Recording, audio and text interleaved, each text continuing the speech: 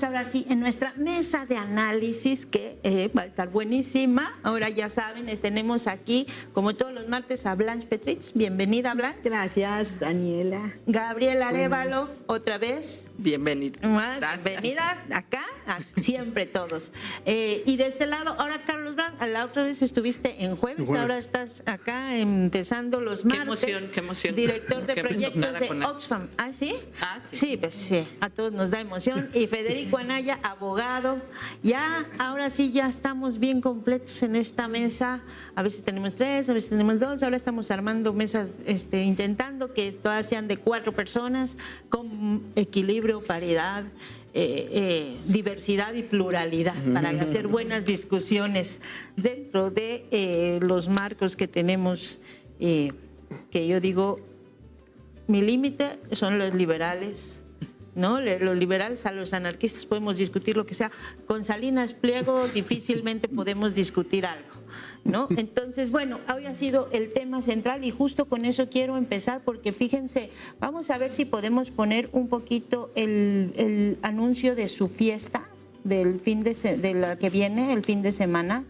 A ver, Nos estamos preparando para celebrar los 70 del tío Richie en la Arena Ciudad de México. Solo tienes que escanear este código para registrarte.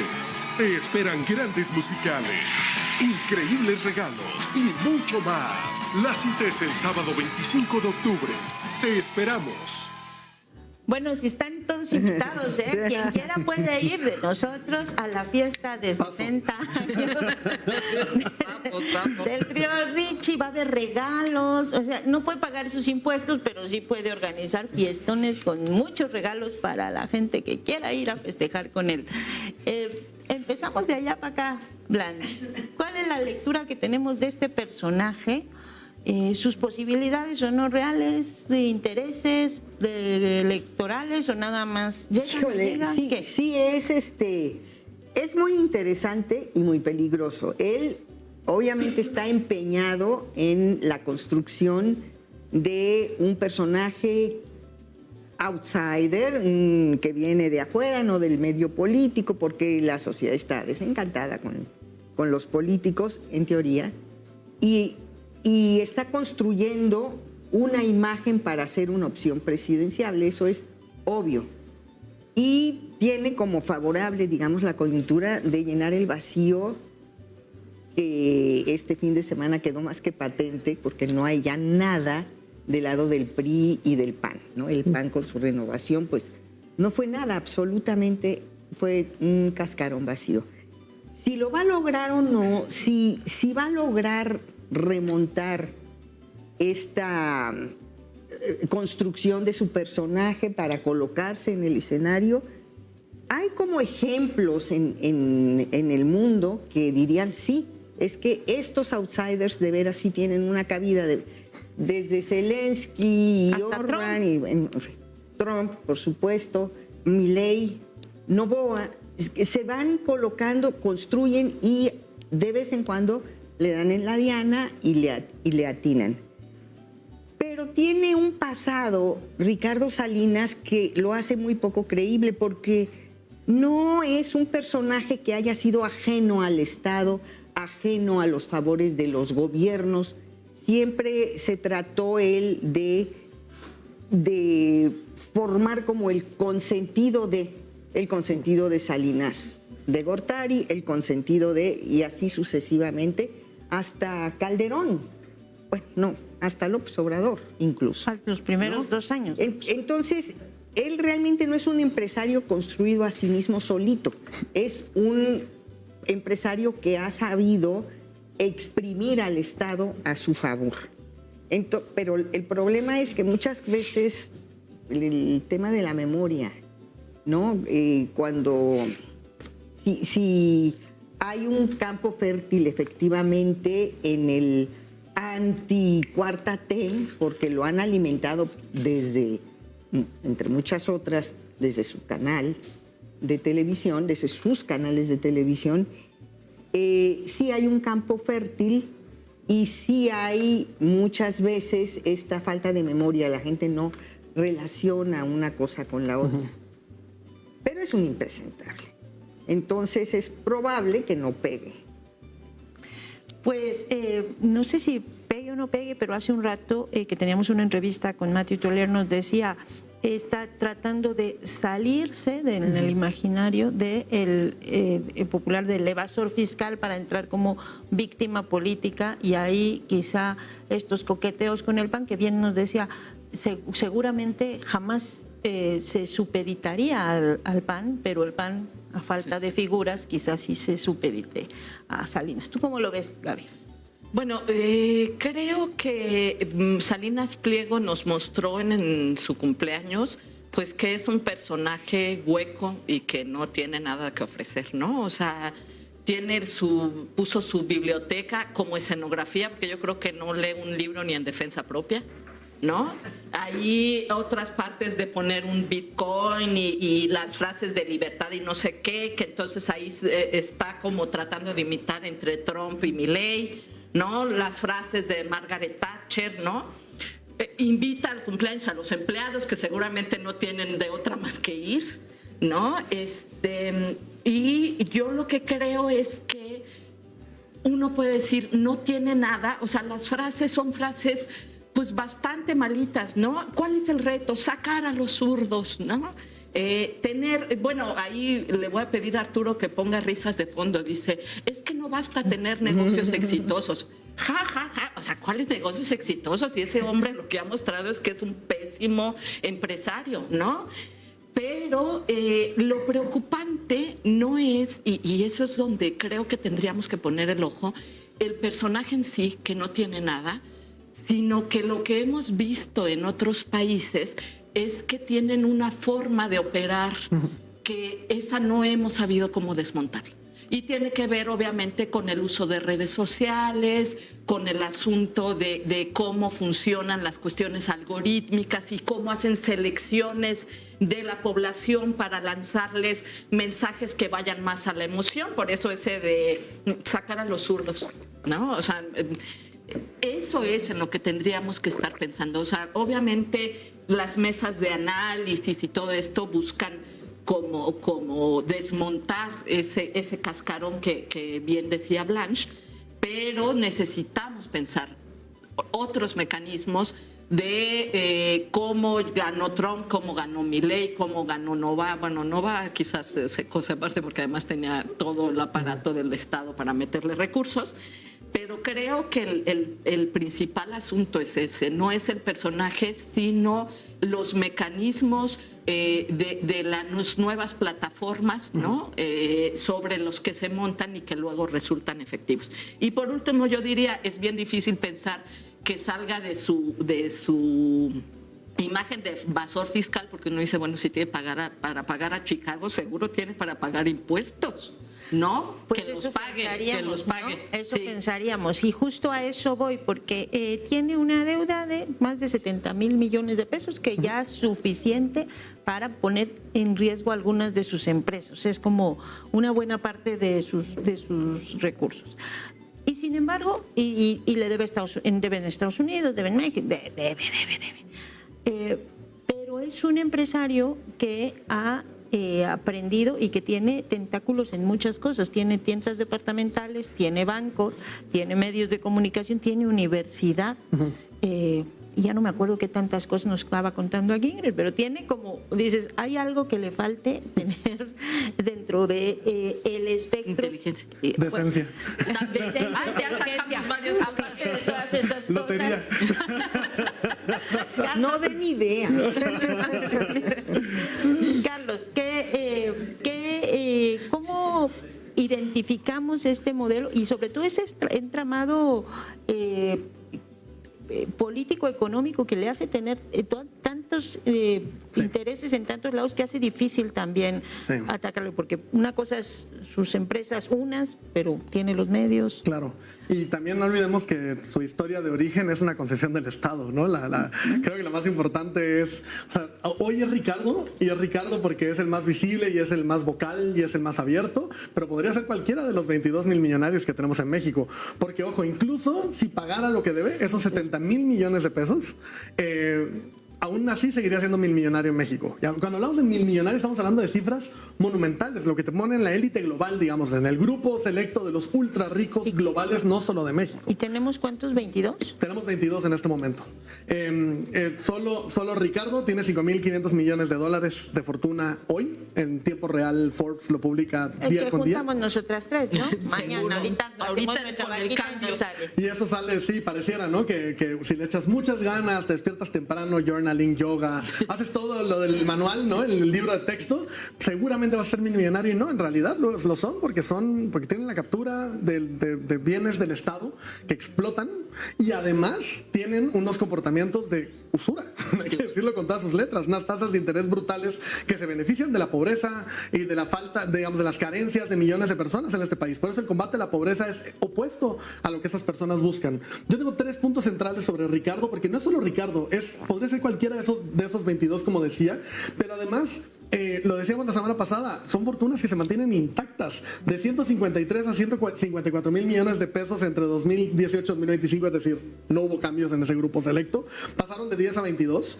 cambiaron los nombres de pila pero no los apellidos, es decir, siguen siendo el mismo grupo. Es una lista aburridísima, nuestra lista de millonarios. En Estados Unidos suben, bajan, entran los chinos, entran los que forman parte, o sea, en Estados Unidos hay o en Europa Occidental hay una dinámica muy distinta a la nuestra es los mismos apellidos durante décadas, solo cambiamos nombres de pila porque o se mueren o sucede en vida. Pero además, a mí me llama la atención que diga lo de los gobernícolas, ¿no? Y esta cosa de los zurdos y los gobernícolas, porque no hay nada más allá. Porque en realidad está diciéndolo frente a un Estado que la verdad es mucho más débil que, por ejemplo, el caso argentino. El caso argentino recauda el doble de impuestos que el caso mexicano. Y ahí hay toda una narrativa que contar. En México ni eso se sostiene, pero ojo, no es casualidad. No es casualidad porque esto está ocurriendo al mismo tiempo que el PAN hace un nuevo empaque para su postura política en donde dice familia, patria y libertad. Dejaron a Dios a un lado, no les convenía en este caso, pero familia, patria y libertad, que suena mucho a los discursos de la ultraderecha económica y política alrededor del mundo. No es casualidad, porque esto es una cosa de manual, porque operan, antes sonaba como teoría de la conspiración y hoy son abiertos sobre esto. La internacional reaccionaria, como le llaman en la internacional progresista, tienen un manual que funciona de verdad como libro de texto, porque es algo cada vez más común en el mundo. Hasta 2023, 11 de cada 100 mil millonarios en el mundo han optado por lanzarse a un puesto de elección popular. No es casual, o sea, Trump es llegó al puesto más poderoso en este momento en el mundo, aunque desmoronándose, pero no es el único. 11 de cada 100 mil millonarios. Hay un avance de la ultraderecha mucho más organizada, como decía, siguen en las cosas de manual y de nuevo no es el único. O sea, sí es Ricardo, pero también es Germán, pero también es Alejandro, pero también es Carlos, ¿no? Saludos al ingeniero, digamos, y que además está muy vinculado con otros problemas como la crisis climática, ¿no? El del ingeniero Slim, Carlos, que es el hombre más rico de América Latina y el Caribe, es el principal socio, como le llaman, pero es el principal inversor en Pemex en este momento y en la industria petrolera en nuestro país. Entonces, no es casualidad, esto es parte de un movimiento organizado que tiene un manual, que han visto cómo funciona, que se aprovechan de la opacidad de los algoritmos y además de la falta de regulación de los algoritmos, pero también la falta de regulación del sistema financiero en un país donde la concentración de los beneficios bancarios están en un grupo de 5 bancos apenas que se llevan la mitad de sus utilidades fuera del país. Es decir, es un sistema, como decías al principio. Un sistema y de esto 11 de cada 100, bueno, para empezar que haya 100 mil millonarios ya me asusta, pero hay muchos más. Que 11 de esos estén ahí involucrados. Federico, familia, patria y libertad, decía el PAN.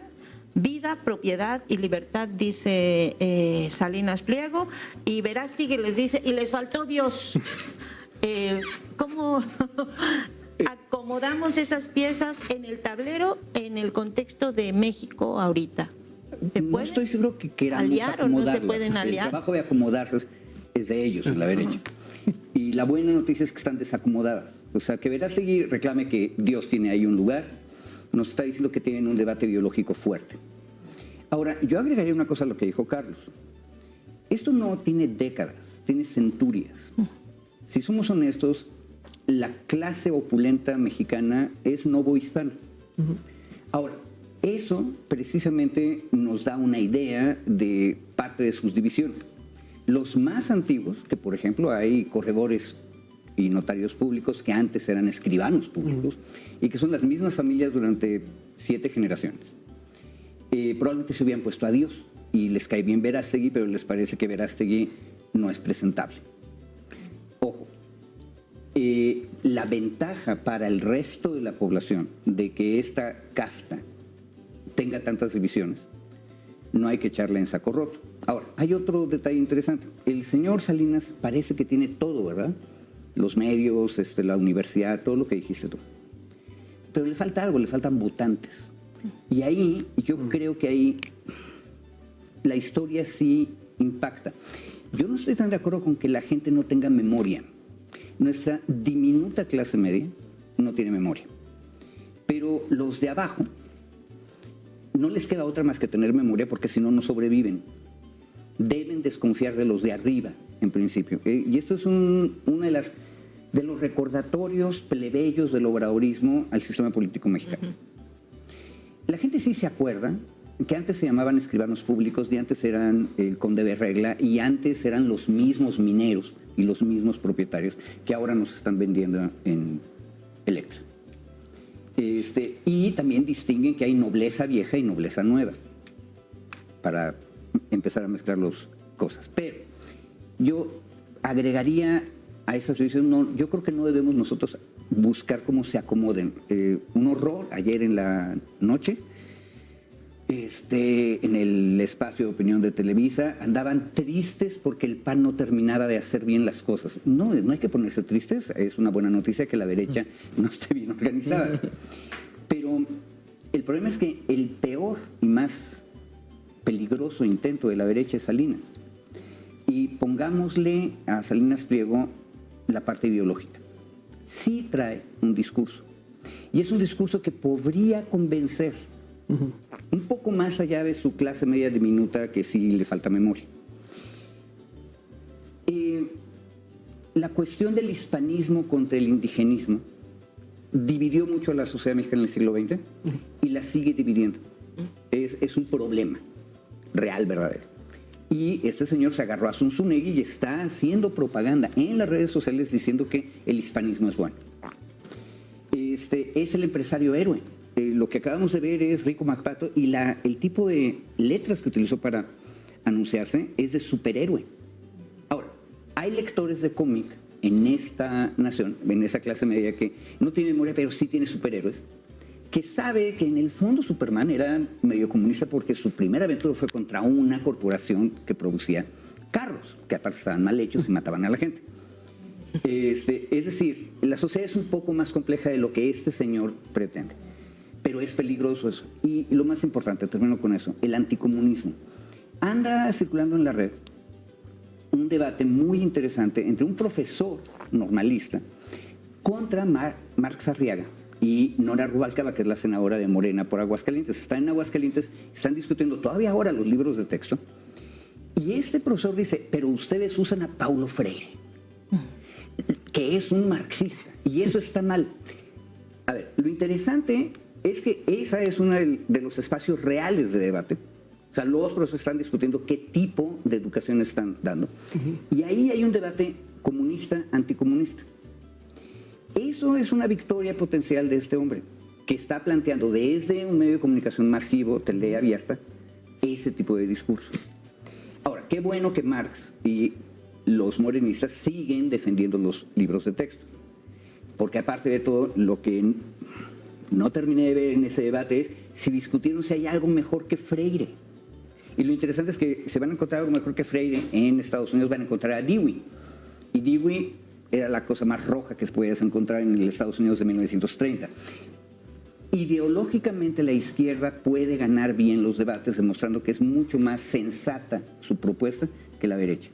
Pero el comunismo sigue dando miedo. Y yo creo que ahí hay que ponerle atención a Salinas. Está apostando bien en algo que sí es peligroso. Apela además a las emociones. Miren, en esta imagen que está, bueno, ahora estamos viendo aquí a Salinas Pliego en su mensaje del 15 de septiembre. Lo que sí le hace falta es tener aquí buenos diseñadores y buena gente de imagen como la que tenemos acá en Canal Red, porque está bastante chafita la imagen, ¿no? O sea, muy elemental, pero lo que quería decirles antes, estábamos viendo las del PAN, ahí veíamos a Santiago Krill, ahí veíamos a Mariana Gómez del Campo, yo decía, así como muy nuevo la cosa, los gobernadores, pues no se veía Lía Limón, o sea, no se veía como mucha novedad. Y tuvieron los mensajes de Lorenzo Córdoba, el neutral expresidente del INE, ¿no? A Krause, al exministro Ramón Márquez y a José María Aznar. Estos mensajes que tampoco parecen muy renovados de ninguno de ellos. Pero yo lo quiero trasladar a otra cosa que teníamos y de la que hemos estado hablando, que es el contexto un poco regional. Blanche, el reacomodo de las derechas mueven sus fichas, decíamos ayer, porque teníamos el tema de Bolivia, las elecciones en Bolivia, donde pues compitió la derecha contra la ultraderecha, ganó la derecha porque a algunos les daba miedo la ultraderecha, un personaje también que de pronto se presenta medio outsider, que parece que es como la moda, y que además termina con algo que, o sea, hoy veíamos una entrevista que le hacen en El País a Rodrigo Paz, donde dice como regresa la luz a Bolivia después de la oscuridad del MAS, ¿no? De lo que representó el MAS. Entonces hay un reacomodo que, insisto, no es nada más México, ¿no? Ahí está acomodos de las derechas que yo decía, bueno, y las izquierdas también tendrían que estar pensando cómo se reacomodan, ¿no? ¿Cómo interpretamos Bolivia? Un poco enlazando la idea de la construcción de un Salinas Pliego. Me parece muy interesante lo que dice Federico, que trae a colación como este regreso a temas y preocupaciones de la Guerra Fría, comunismo, anticomunismo. Y yo creo que esas ideas están como rodando en muchos de los conflictos de otros países, en Estados Unidos principalísimo. Pero mira, yo respecto al resultado de las elecciones en Bolivia, estaba cantadísimo que iba a haber una regresión, el ciclo del movimiento al socialismo, yo creo que estaba terminado ya desde hace tiempo, y lamentablemente quienes se encargaron de ponerle la puntilla fueron el propio Evo Morales y Lucho Arce. No solamente por sus conflictos internos, sino por los errores que cometieron Evo Morales de manera muy notable también en su última etapa de gobierno. Yo creo que algo que desata toda esta debacle del MAS es que después de que en el tiempo de Evo Morales se organiza un plebiscito sobre si es correcto o no que haya un término presidencial, una reelección más, la población vota no y el presidente de todas maneras organiza una elección en donde él juega, en donde su victoria es dudosa y desencadena o facilita, abre la puerta a la conspiración que las derechas racistas encabezadas por el Tuto Quiroga, que es el gran perdedor en estas elecciones, estaban alentando. Entonces, a mí me parece, tampoco creo que Rodrigo Paz sea un outsider totalmente, es hijo de presidente, había jugado en la política, un partido formal que ha tenido presencia siempre, y a mí dos cosas son las que me parecen interesantes de este resultado. Dentro de la realidad de que se van a empezar a desmontar piezas de los avances sociales tan importantes que hubo en los 20 años de elevismo en Bolivia, lo que yo más me temía era la propuesta del Tuto Quiroga del cambio constitucional para poner fin al Estado plurinacional. Eso no va a ocurrir con Paz Zamora. Él ha sido... Nunca lo ha explicitado, nunca lo ha dicho así, pero el vicepresidente ha dicho que eso no va a ocurrir. Se va a mantener el Estado plurinacional y eso me parece importante. Sí, va a ser un gobierno de economía abierta a la inversión extranjera y eso pone en el centro de las preocupaciones el tema del litio. Que había sido nacionalizado, pero Bolivia Paz va a enfrentar enormes problemas de inicio, como el principalísimo es el tema de la carestía de combustible, de energéticos. Ya están las manifestaciones en la calle porque la gasolina está carísima. Y no hay que olvidar que este tema, cuando falta combustible, surge el descontento. Pero otro aspecto muy importante que a mí me parece es analizar qué va a pasar con el evismo. ¿Qué ha dicho Evo Morales? Evo, yo creo que es imprecisa la afirmación que le está haciendo de que los votos evistas son los que le dieron la victoria a Rodrigo Paz.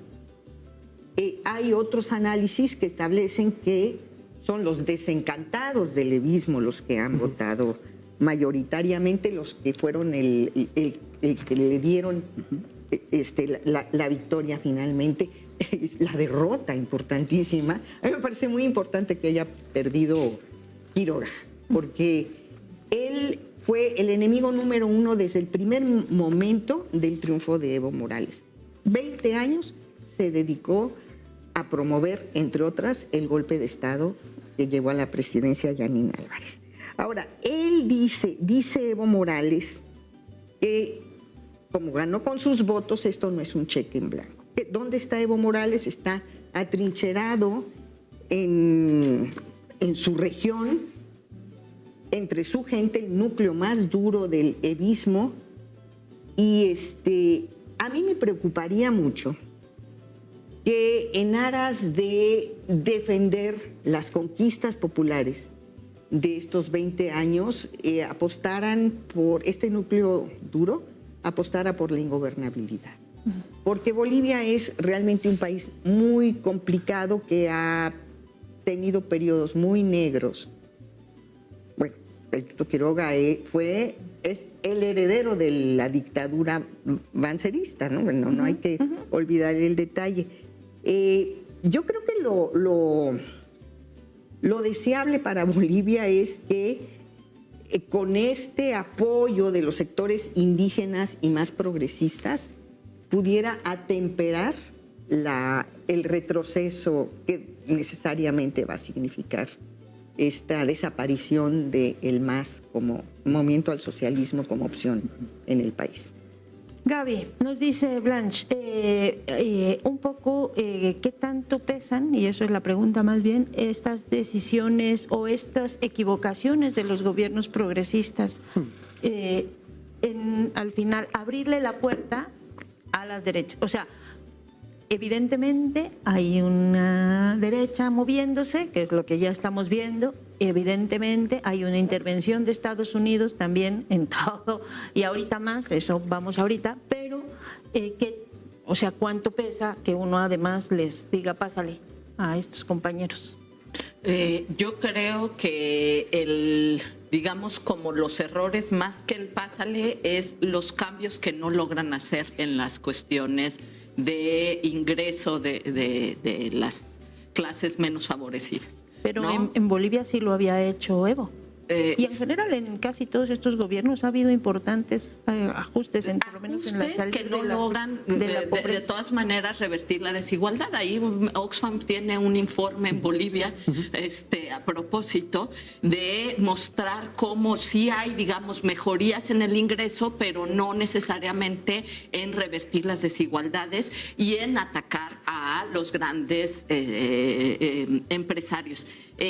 Cuando hace rato yo les decía que el discurso de Salinas Pliego era hueco, que realmente lo creo, es porque está apelando a los mismos discursos que han apelado las derechas en todos lados. Si uno lo sentara a debatir sobre qué significa el anticomunismo, no podrían dar un debate sobre eso a menos que sea los zurdos son malos, etcétera.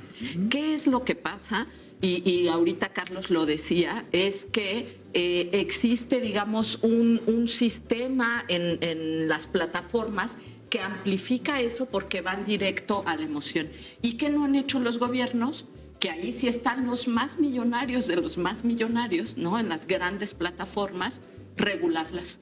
qué es lo que pasa en muchos de nuestros países en donde estas derechas pueden volver porque realmente el Estado no pudo ponerles los frenos y los límites que tendrían que haberle puesto a los grandes empresarios, ¿no? Y que permiten que ese discurso funcione. Por supuesto, hay una parte que tiene que ver con miedos instaurados desde el siglo pasado del comunismo, que a lo mejor no tienen correlato en la vida, digamos, real de las personas. Decía Carlos Monsiváis en este documental, creo que el de fraude, no me acuerdo cuál, pero me acuerdo mucho que decía, era la gente te dice, voy a perder mi casa, voy a perder mi carro, no tienes carro, no tienes casa. O sea, miedo a un enemigo imaginario, ¿no? Que, o sea, que no, ni siquiera hay comunismo. Claro, pero ¿qué es lo que pasa? Que cuando no tienen, o sea, ese miedo es fácilmente, digamos, despertable cuando en realidad hay un malestar social, ¿no? Cuando en realidad hay, digamos, que la gente dice, sí mejoraron las condiciones, pero seguimos teniendo, por ejemplo, los ultrarricos que decía Carlos y que toman las decisiones y demás. Entonces yo creo que ahí el asunto es, por un lado, sí de disputa política, por supuesto, o sea, no podemos obviar, digamos, como esa rigidez de decir, si no soy yo, entonces pues que venga la derecha, ¿no? Que hay un error estratégico ahí, pero hay otras cuestiones que juegan, digamos, que en Bolivia, en México, se están atendiendo las cuestiones de desigualdad y mejorar ingreso, pero se tiene que ir a la cuestión estructural que permita que esos discursos puedan, por ejemplo, decir, no tienes razón de ser ese miedo, porque en realidad sí tengo las condiciones, no las que nos vende el sueño americano, pero sí las condiciones de vida suficientes para afrontar de buena manera la economía, las cuestiones sociales, etcétera. Yo creo que ahí está parte del asunto de no abrirle la puerta a la derecha. Hablábamos hace un ratito con Mario Campas sobre el tema, otro de los temas que traemos ahora es esta presión que hay de Estados Unidos sobre Argentina para que digan China, o sea, desastre de China, ¿no? Dos condiciones, te presto dinero si ganas las elecciones el domingo y si te alejas de China, ¿no? Y hablábamos de las dificultades realmente que puede tener Estados Unidos en sacar a China de la región, quizá puede tener presión sobre México, quizás sobre algunos países de Argentina, pero es imposible, por ejemplo, que saquen sus acuerdos de Perú. Y sin embargo, en esa disputa se nos olvidan siempre estos otros actores de los que hablabas, que son esos 1.000 millonarios que independientemente si es gobierno de izquierda, progresista, de derecha, si es con Estados Unidos, no sé qué, tienen un juego pues multinacional, o sea, nuestros empresarios mexicanos tienen negocios en Perú, ¿no? Minas en Perú. O en Israel. O en donde sea. O se meten en ¿no? Israel, o sí. ¿Y cómo claro. se puede eso, pensando en cómo le cierras, o se puede o no regular? De pronto son como estados supranacionales, Sí. estas empresas transnacionales, ¿no?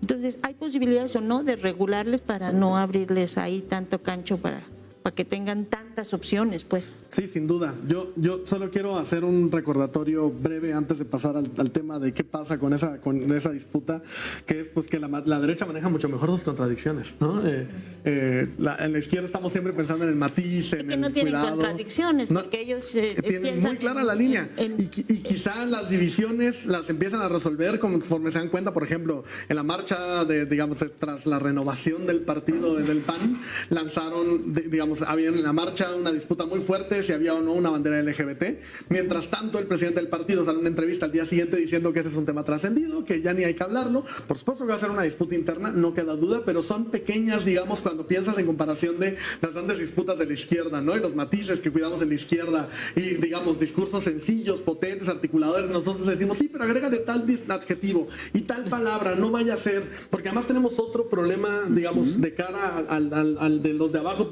tienen memoria segura logro, pero también está la aspiración en la meritocracia como un mito sostenido en nuestros tiempos, que está presente, que no hemos logrado combatir, donde la gente de verdad cree que puede llegar a ser tan rica como Carlos Slim o como Germán Larrea o como el señor Ricardo. De verdad lo creen, cuando es imposible si no es a través de un gran contrato con el Estado, financiamiento de los grandes capitales, en fin. Y eso me lleva a la conversación sobre Argentina, porque la conversación sobre Argentina no es una cosa menor. Digamos, lo platicamos la semana pasada, pero el caso mexicano es un caso excepcional en el mundo, ya no solo en América Latina y el Caribe.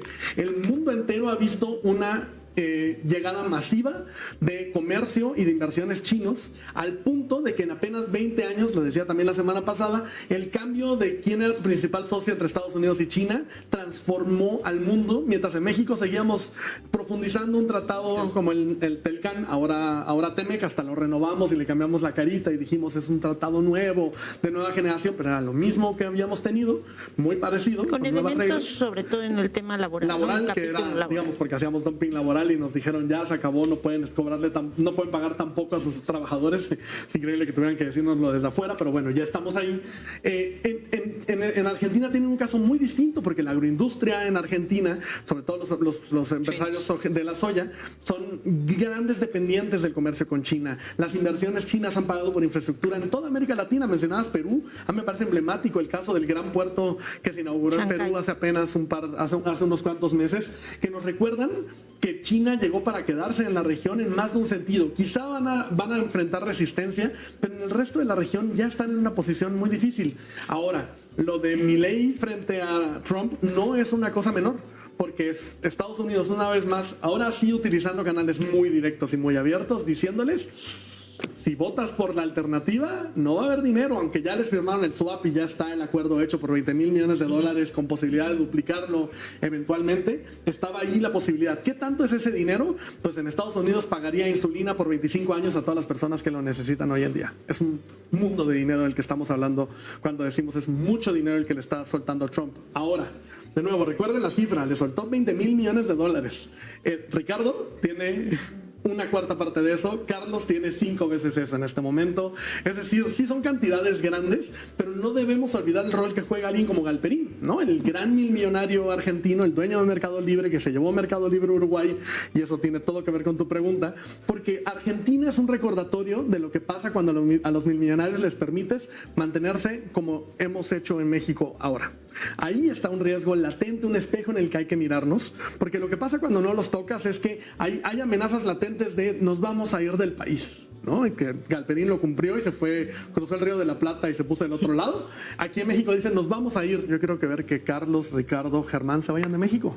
Yo quiero ver cuando viven de esos monopolios propios de los bienes del Estado. No sus negocios, pero viven la mayor parte del tiempo. Pero sus negocios se quedan aquí, sus tiendas departamentales, sus canales de televisión, porque de eso viven. O sea, más allá de que nos digan los 7 trucos para negociar y salir de la riqueza, digamos, de la pobreza, cuando en realidad el que escribió ese libro se casó con la hija del hombre más rico de México y de América Latina y el Caribe, pero nos dice que son 7 pasos. De nuevo, la meritocracia está muy metida ahí, pero además todas las no decisiones respecto a esas fortunas las hemos construido con base en mitos. Se van a ir del país. Ahora en Francia hay una discusión al respecto, y en Francia ya salieron todos los economistas encabezados por Gabriel Zucman diciendo no se van. Usualmente lo que pasa es que no se van, o se van unos poquitos que representan una cosa pequeña, pero Bernard no se va a ir de Francia, el hombre más rico de Francia no se va a ir de ahí. Y así en el Reino Unido es la misma historia. Hay una serie de mitos alrededor de la idea de que estos milmillonarios estén en el país, cuando en realidad, cuando escarbas un poquito, te das cuenta de que esos milmillonarios se deben al fisco de cada país, en el mejor de los sentidos para ellos, porque a ellos les tocan beneficios, exenciones, incentivos fiscales. De eso viven, de los bienes de la nación, como en el caso mexicano. Todos los de la lista tienen por ahí una mina, un canal de televisión, todos los que decimos que son propiedad de la nación, o tienen incentivos fiscales, tienen programas o regímenes fiscales a modo, es decir, se sostienen en esa relación profunda entre el poder económico y el poder político, que hoy además quieren tomar entre manos. Entonces, Argentina es un gran recordatorio, porque Milei está rodeado de todos estos grandes fondos de inversión, está rodeado de todos estos grandes milmillonarios, tiene a un milmillonario como Trump como presidente diciéndole: ahí te mando estos $2 para que tu modelo económico sobreviva.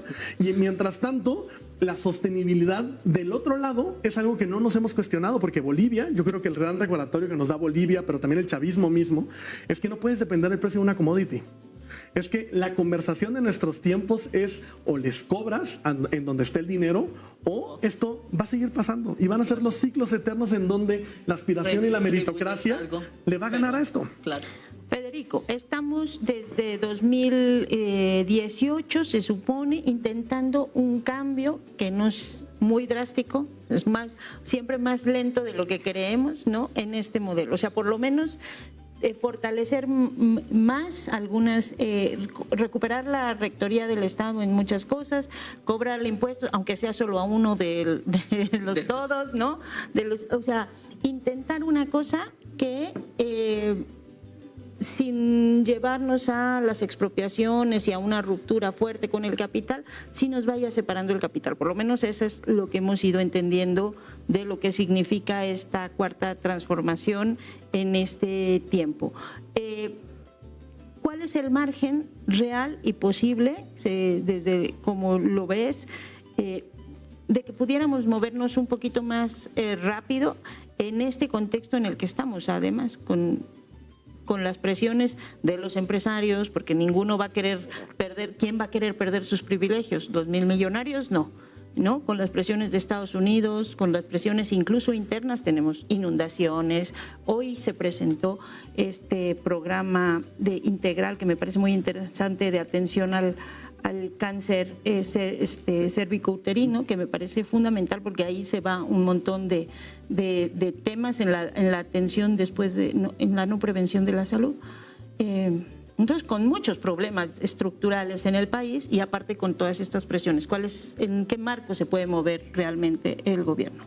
Bueno, ahorita sugeriste una cosa que tristemente no es cierta. Que el movimiento de la Cuarta Transformación y Morena son anticapitalistas o tendrían un elemento anticapitalista. No anticapitalista, no, lo que decía Andrés Manuel de separar el gobierno, o sea, se supone que la Cuarta Transformación es la separación. Una cuestión, lo cual es tremendamente capitalista en el fondo. Entro por... Sí, ni he creído jamás que esto sea anticapitalista. Una de las cosas interesantes de lo que hemos platicado, de los varios casos que abordamos ahorita, es la fuerza comparativa del Estado. El Estado francés es poderosísimo, incluso el Estado británico es muy poderoso y Estados Unidos mismo tiene muchos elementos para controlar a sus monstruos. Y no se van a ir, como bien dice Carlos. Pero si el Estado importa, entonces importa cómo se comporta la élite del Estado. Y yo creo que ese, nos lo ha dicho ya varias veces Blanche, es el centro de la crisis boliviana. No ser capaz, Evo, de decir, terminé, va alguien más. El relevo. ¿El relevo? Sí. Bueno, ahora, ¿cómo resolvimos el relevo en el obradorismo? Pues muy sencillo, nos fuimos al pasado, al general Cárdenas y a la no reelección. Y todavía no terminamos de entenderlo. Recomiendo mucho ver la entrevista que le hicieron aquí a Beck, porque le están preguntando, a ver, ¿qué pasó con esto? Andrés Manuel debería seguir aquí. Y no tendría por qué seguir aquí, porque es razonable dentro de la memoria correcta de las élites, que es el antirreeleccionismo clásico, y la memoria correcta de los de abajo. Algún amigo me preguntaba, ¿por qué odian tanto a Porfirio Díaz? Porque nos traicionó a nosotros, los generales, los de abajo. Peleaba por el antirreeleccionismo, era un radical liberal y luego hizo todo lo contrario. O sea, la palabra traidor importa. Y ojo, si te fijas, el obradorismo ha hecho eso. Ahora, aterrizo en lo concreto. Cuando estábamos en la administración López Obrador del gobierno del DF, empezó la idea de los programas sociales directos universales, no condicionados de ninguna manera. Todo muy bien, pero Pablo Llanes, que ahorita es el secretario de Educación, La Ciudad de México, siempre nos recordaba cada vez que terminábamos o una reunión o un café. Si no cambiamos los salarios, no va a cambiar nada, porque el sistema de ingreso general es el que importa. Bueno, ¿cuándo pudimos hacer eso? A partir de 2018. No fue nada más que había una presión del TEMEC, en el sentido de que funcionara. Eso es la izquierda buena ondita diciéndole al obradorismo, solo lo hiciste porque te lo presionaron desde fuera. No, había un proceso de reflexión acerca de cuáles son los límites de mis programas sociales y qué es lo que tengo que hacer si quiero atacar la desigualdad. Ahora, eso fue hace 25 años. Y si vamos a ser aspiracionistas, yo creo que tenemos que ser buenos aspiracionistas, como en Rojo y Negro de Stendhal. El aspiracionismo se llama somos bonapartistas, es decir, somos la parte más o menos fresa de la revolución jacobina.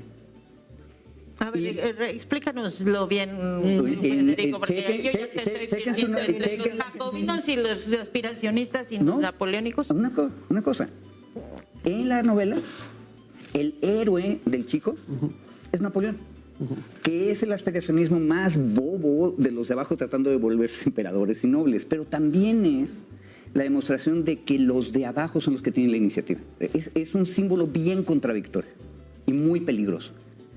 Pero, seamos de veras, en año 2007, Luis de la Calle y Luis Rubio sacaron un libro muy interesante. Clase media. Exactamente, donde hicieron el argumento del aspiracionismo de los de abajo.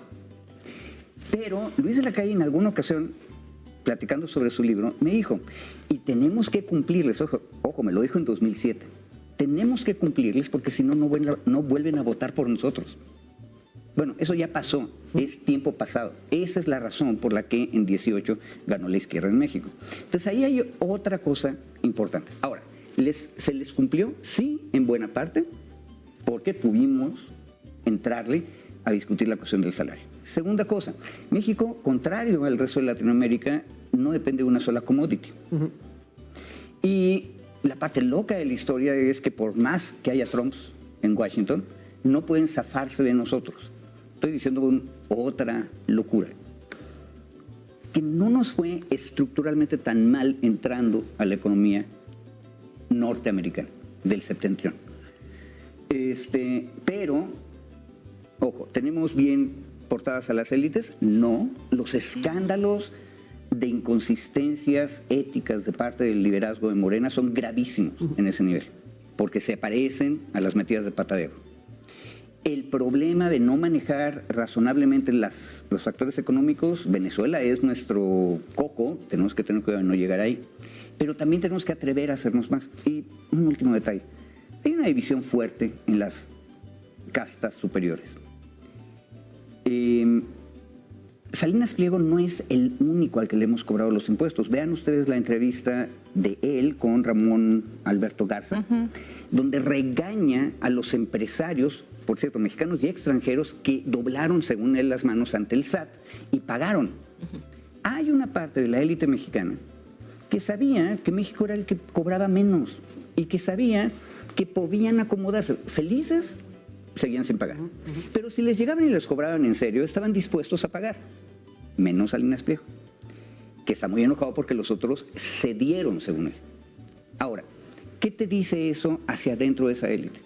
Que hay algunos empresarios, empezaron tal vez por Slim, por cierto, que fue un poquito más brillante teniendo un sindicato rarísimo, que también se reorganizó y sigue siendo militante, que es una cosa bien rara, que nuestras clases opulentas no estarían todas en automático del lado de este fantoche que pretende ser el líder de la derecha. En otras palabras, México está un poquito más complicado y va muy lento. Termino bonapartista. El Corso solía decir, vámonos despacio, porque tenemos prisa, ¿verdad? Entonces, poquito a poco.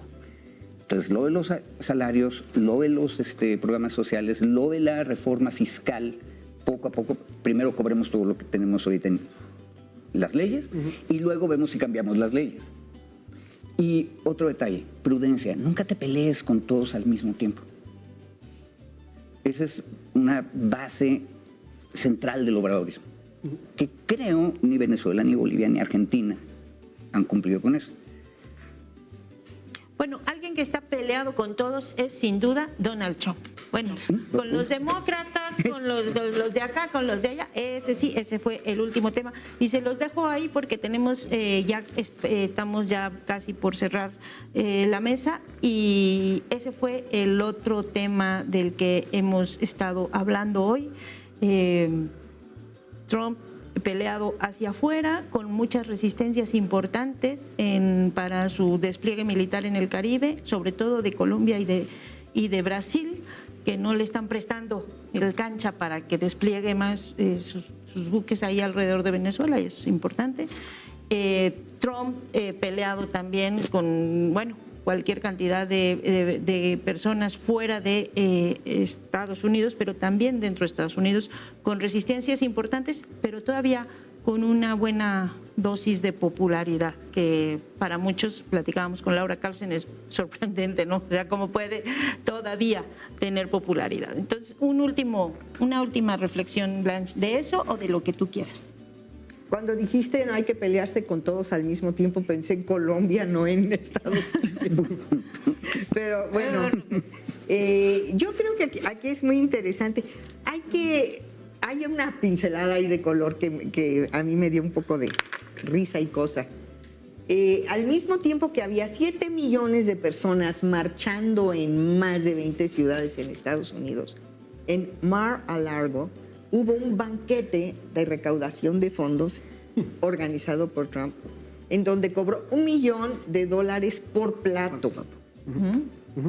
$1 por plato. Ajá. $1 millón por plato. Los ricos, ¿cómo es? La élite opulenta, ¿sí?, en su máxima expresión. Y ahí yo quisiera retomar lo que dijo el discurso de Bernie Sanders, el demócrata, ahora sí que yo creo que es el único de verdad de izquierda, porque aunque dicen los trumpistas que estos son comunistas y de jamás, no son de izquierda, son liberales, ¿no? Dice Bernie Sanders, es que no es Trump, no es un solo hombre, es toda esta casta que el día de la toma de posesión de Trump estaban detrás de él, Zuckerberg y Musk y ¿quién más? Y Bezos y ellos, que es un grupo pequeño, ultrapoderoso, groseramente rico y muy retrógrada, porque realmente es un retroceso. Rápidamente, el sentido, yo creo, de estas manifestaciones fue en defensa de la Constitución y de la democracia estadounidenses, que son las que verdaderamente están en riesgo con todo lo que Sanders enumeró que está haciendo Trump. Rapidito. Comparar a los inconformes con comunistas y terroristas, extrema izquierda, les dicen, incluido el alcalde de Nueva York, el aspirante que ojalá gane. Las amenazas a todos los críticos, sean alcaldes, sean gobernadores, fiscales, los excesos del ICE que han llevado el tema de la persecución de la migración a niveles históricos, como yo creo que se recuerdan pocos, ¿no? La supresión de la libertad de expresión, los esfuerzos que hay en contra de la prensa libre y el pensamiento libre en medios y en universidades también. Los despidos a los empleados federales con esto de los cierres, que tienen muy cómodo a Trump, no le molesta en lo más mínimo. Y bueno, otros rasgos que yo siento como si hubieran regresado en Estados Unidos al macartismo. Y este es un detallito que quizá no sea muy importante, pero haber cancelado una visa inexistente a una jovencita mexicana de la flotilla Sumut, a Arlene Medrano, por un tweet, por un mensaje en el X, son esos excesos de ejercer el poder de la manera más autoritaria posible, ¿no? ¿A dónde va Estados Unidos con todo esto? Es como una pregunta, ¿no? Para ellos. Y ellos están contestando desde la calle. Gaby.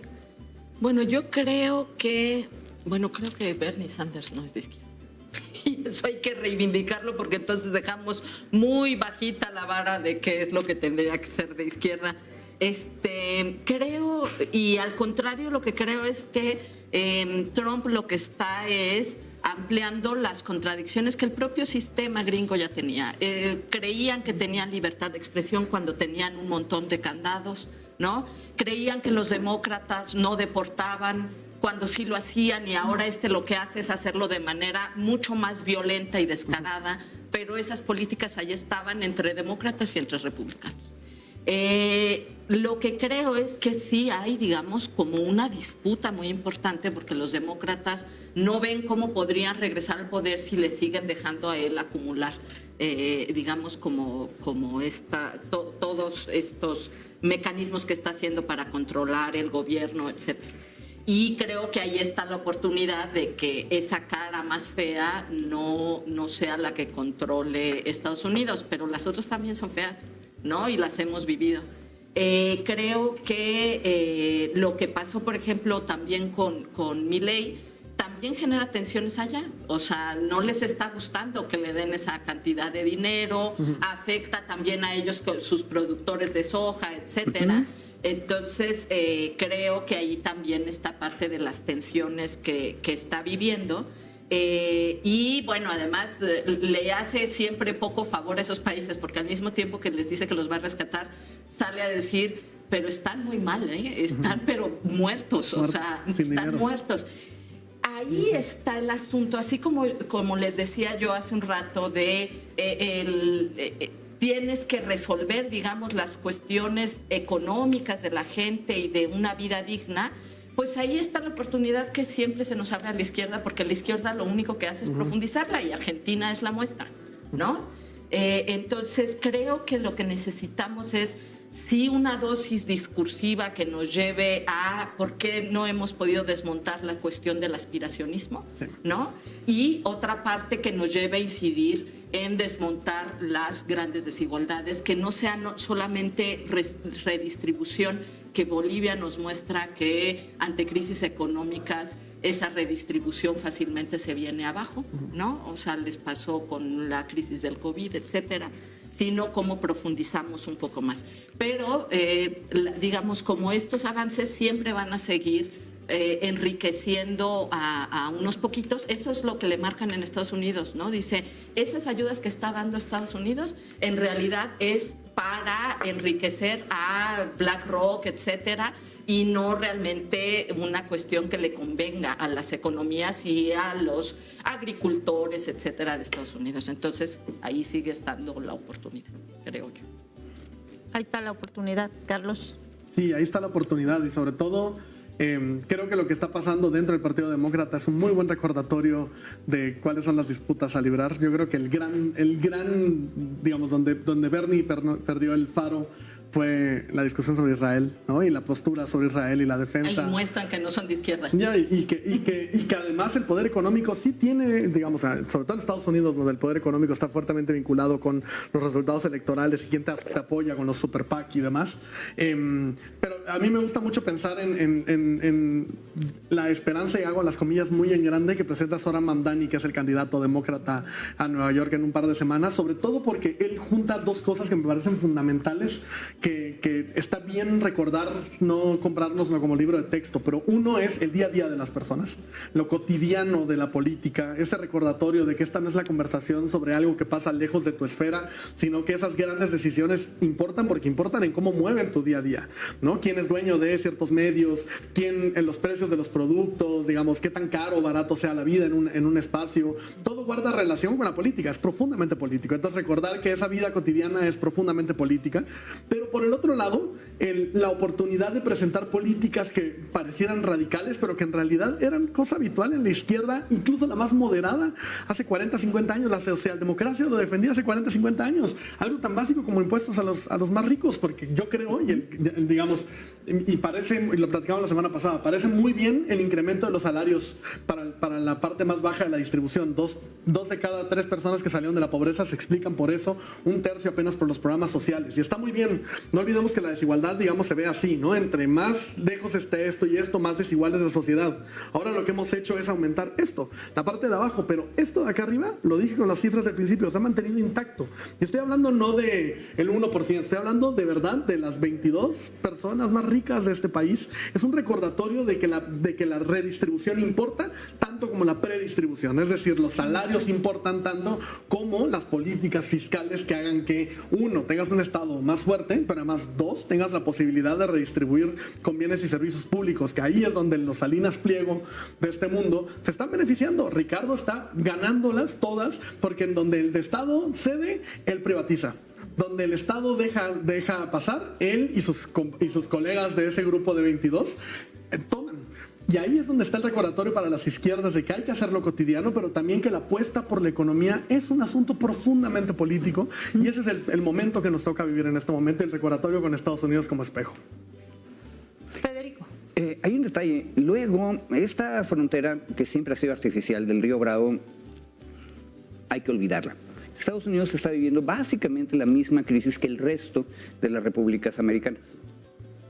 Y hay arribas y abajos. Ahora, es un poquito más complicado porque hay un abajo de derechas real. Acuérdense ustedes que en el camino de la crisis producida por el asesinato de Floyd, en Kenosha y en Antioch, que son dos pueblitos, dos ciudades pequeñas, una en Illinois y otra en Wisconsin, de repente un adolescente tomó su R-15, cruzó la frontera estatal y se fue a defender a la policía, un adolescente blanco, y fue juzgado y fue encontrado inocente porque se estaba defendiendo de las muchedumbres negras. Bueno, este señor, Rittenhouse, lo recibieron en la cosa esta de Florida del señor Trump. Es parte ahora de la red popular trumpista. Pero ahí también hay contradicciones. Un joven periodista que acaba de regresar de haber estado trabajando en una de estas gacetitas chiquitas de pueblito, entre Virginia del Oeste, Tennessee o algo por el estilo, me decía, es que no entiendo cómo la gente está votando por algo que los va a perjudicar. O sea, el votante republicano en esa región, en los Apalaches, depende de las ayudas sociales que Trump está cerrando. Bueno, tarde o temprano se van a dar cuenta. Y entonces las contradicciones van a empezar a surgir otra vez. Ojo, es más difícil que en México porque en el clasemedieros mexicano, pues era una aspiración, o sea, es una falsa conciencia. No, en Estados Unidos sí había, y sí hay todavía una clase media. Y esa clase media también está cruzada por el racismo. Entonces los blancos de clase media, cuando se ven empobrecidos, sí, no lo explican económicamente y ni políticamente, lo explican racialmente. Bueno, eso es lo que produjo el Tea Party primero, luego el trumpismo y ahorita el debate.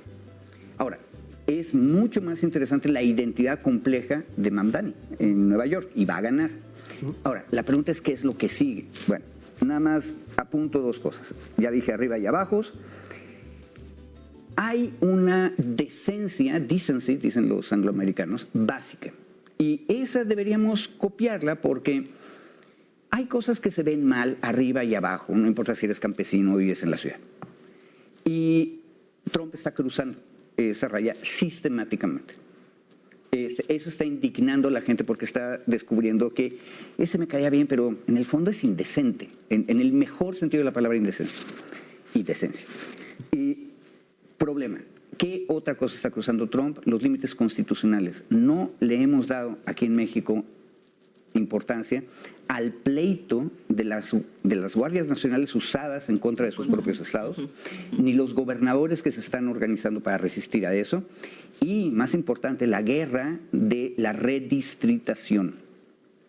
Empezaron los republicanos para cambiar los distritos. Ojo, es una cosa que los mexicanos no entendemos porque nosotros somos gente civilizada.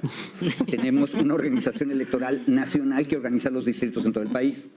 No, allá cada estado hace los distritos y entonces están en manos de los politicastros más horribles locales. Bueno, uno de los arreglos de decencia, por cierto, del régimen viejo en Estados Unidos, era que nadie toca eso más que una vez cada 10 años y sin exagerar. Ahora decidieron, a la mitad del censo, o sea, a los 5 años, empezar a cambiarlo en los estados republicanos para ganarle escaños en la Cámara de Diputados a los republicanos, porque Trump sospecha que va a perder la Cámara de Diputados en la elección del año que viene. Bueno, los demócratas no querían hacerlo en sus estados, pero tienen que hacerlo porque si no el otro se los come.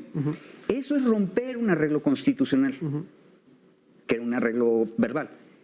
Hay que ponerle atención a eso porque, diría Barrington Moore, que es un académico que luego ya nadie lee hoy en día, en Estados Unidos la sociedad es muy compleja, pero cuando empiezan a coincidir las contradicciones y se empiezan a empalmar, la Federación Americana sí se puede romper, es rompible.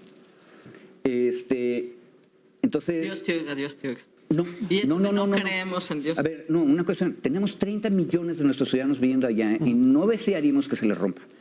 Ojo, ahí hay que tener mucha prudencia, porque este sí es un nuevo mundo donde los americanos de abajo están del mismo lado a izquierdas que los latinoamericanos de abajo.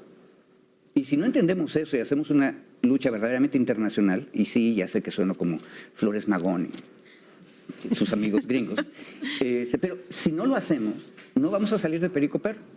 Por cierto, lo dijo Andrés, ¿no? Si no estamos todos juntos en la misma mesa, entonces China nos va a comer a todos. Lo dijo en Chapultepec hace como 3 años. Sí, hace 4. Y ojo, no soy antichino. Creo que está muy bien lo que están haciendo de aquel lado del mundo. Bueno, ese es tema para otra mesa. Yo les agradezco muchísimo a los 4 que hayan estado aquí. Son los temas que hemos estado hoy durante varias horas aquí tratando y que además parece que no podemos ya pensar en uno sin entender el otro, ¿no? Entonces, pues muchas gracias a los 4. Nos vemos aquí el próximo martes. Le agradezco también aquí a Laura Vega, que nos acaba de hacer una aportación al programa. La verdad es que ese tipo de cosas nos ayudan. Todo lo que pueda hacer, ponerle, como les decía, like y comentarios, ayuda a romper los algoritmos de estas empresas. Siempre nos va a ayudar ese camino a ser más independientes, tener la posibilidad de tener mayores ingresos por la vía de las audiencias, que además, pues si es porque les gusta y creen en el proyecto, pues ahí está. Les agradecemos.